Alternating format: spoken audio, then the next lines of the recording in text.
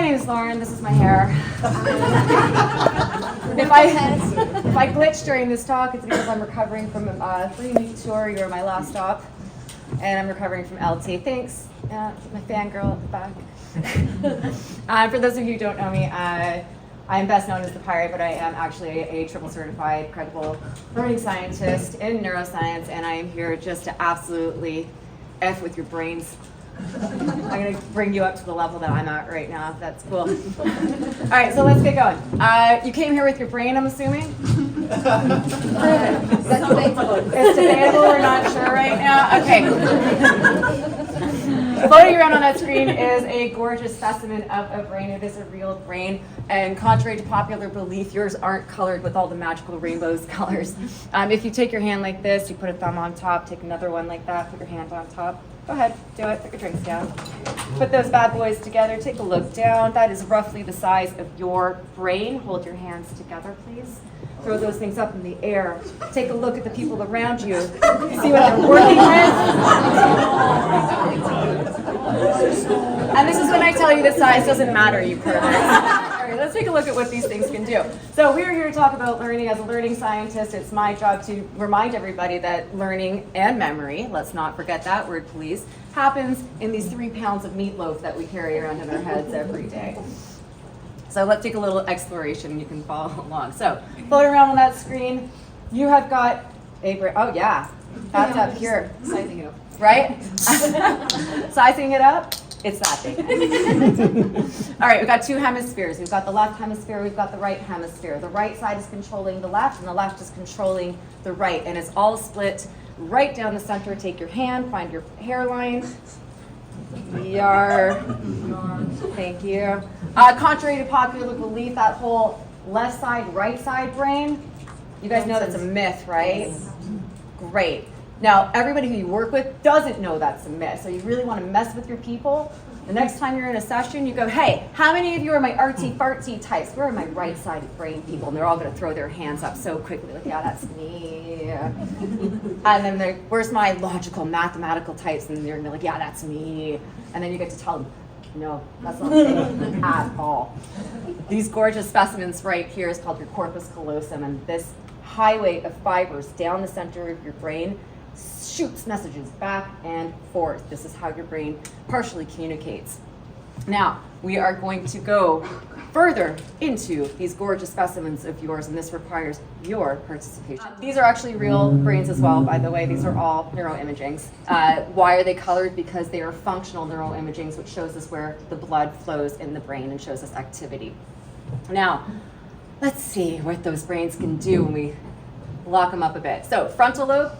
Take your hands, put them right there, give yourself a nice massage on the forehead. Fantastic. I want you to turn the person next to you and go, yes or no?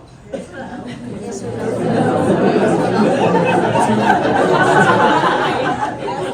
That's because this gorgeous part of your brain that's right behind your forehead is your executive function. It's your prefrontal cortex. It's helping you to make decisions. It's helping you problem solve. It's goal setting. It's part of your behavior. And if you were back in the day when this man Phineas Gage got part of it blown out, that's how we figured out that that's also what governs us as us. So, your name? Zoltan. Zoltan. Tell me something wonderful about you. I'm Hungarian living in Amsterdam, but I also lived in New Zealand. Fabulous. His prefrontal cortex just did that. Give him a round of applause.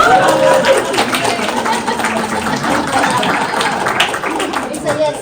It's a yes. Okay, let's go. Let's see, let's go next. Let's go to the parietal lobe. Turn to your friend again. Give yourself a nice, good massage on the side of your head. Feels really good. To your friend and ask them, are you hot? Are you cold? Are you warm? How you doing?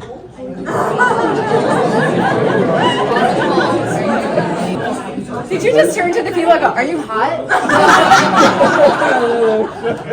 All right, reach down in this gorgeous part of the brain is doing all of your proprioception. It is basically telling us, and this is very generalized, there's a lot of bits and pieces going on in there, but it's basically telling you all of these things about your homeostasis.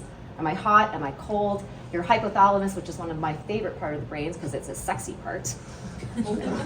Yeah, it tells you if you're hot, cold, hungry, thirsty, or horny.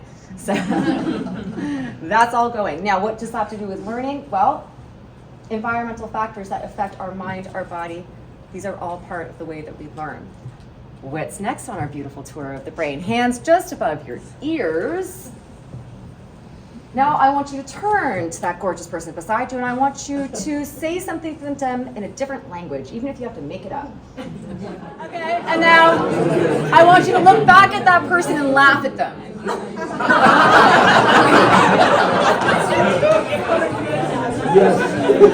Oh, this is amazing. Welcome to your temporal lobe, which deep down in the heart of the center of that is not only governing your ability to produce language, one of many things, but it is also part of your emotional processing centers. Put your thumb in the middle of your hand. That is your amygdala. Put your hand over that. That is your prefrontal cortex, your executive function. When somebody cuts you off in traffic and you want to flip them off, you flip your lid, and good old Amy has got control. No learning happens when the emotional processing centers of your brain have control. We need executive function. So, too much stress, offline. Do we want a little bit of stress when we're learning? Yes or no? Yes. Absolutely. What's the fastest way to solidify a memory in someone's brain? Attach emotion. Right. Traumatize them. Don't do that. All right. Take your hands again. Let's go right to the back. Oh, this is my favorite part. We've got your occipital lobe going on right now. Turn to the person next to you and tell them what color they're wearing. Okay, now I want you to look at them again, and I want you to do this. Do this to them. Look at them and do this. Amazing. Okay, so all of a sudden, we've got the visual processing center, which is telling you colors, and it's also motion. This is not everything that this part of the brain is doing, it's just part of the brain. Now, if you dare, if you have room, I dare you to stand up on one leg, raise a hand, on your leg. You can fabulous, if you dare. And if you don't tip over, welcome to your cerebellum. It's keeping you up. So all of you who get wasted and have those really awesome dance moves, that's your cerebellum at work. And last but not least, let's take a big breath in. YARR that shit out. And thank your brainstem because it is helping you to breathe. Now, what's happening in these gorgeous brains? This is. You got 86 billion of these little things floating around in there. They're called neurons. Those are your cells. And out of those things grow these wonderful tree branch-like structures. And this, my friends, is experience.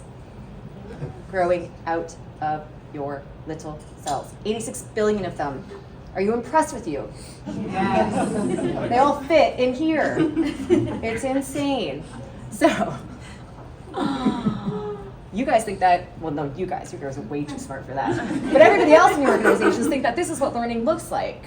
When in actuality, this is what learning is. This is what's happening in your brain right now. All day, every day. This is functional, excuse me, not functional. This is live MRI.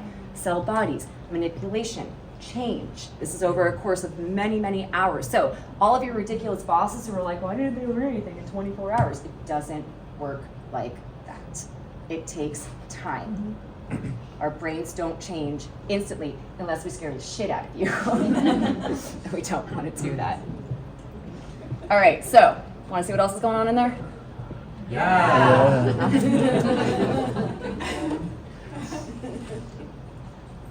No. Ooh, look at those brain glitches. No. You don't want us to do that.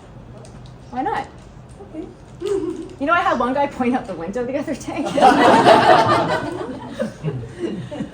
So, attention is your mechanism to focus. Focus is your gateway to learning. Without focus, learning is very, very, very challenging. So, as learning designers, as learning professionals, part of our job is to guide the brain, to help it focus on the things you want it to learn.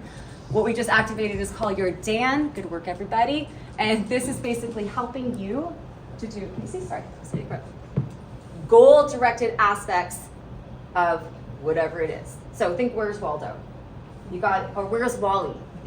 Or where's whatever you call it in your country. Whatever you call it. Where's Wally? That's that.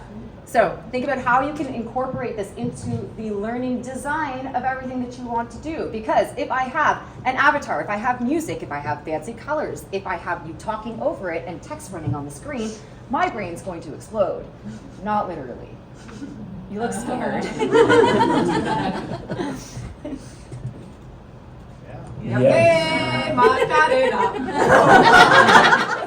I would have liked a little bit more enthusiasm.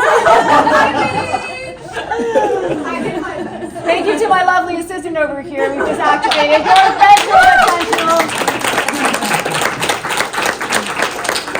Two major attentional networks in the brain. One that helps you to focus on goal-directed attention, and the other one, which, as Anna tried to do, is for things that are novel, that catch us off guard. So when you're hanging out with your friend, and you're having that lovely coffee, and all of a sudden you've got a screaming child or a siren that goes by, boom. Welcome to Dan and Van, your power team of attention. Now, where am I on time?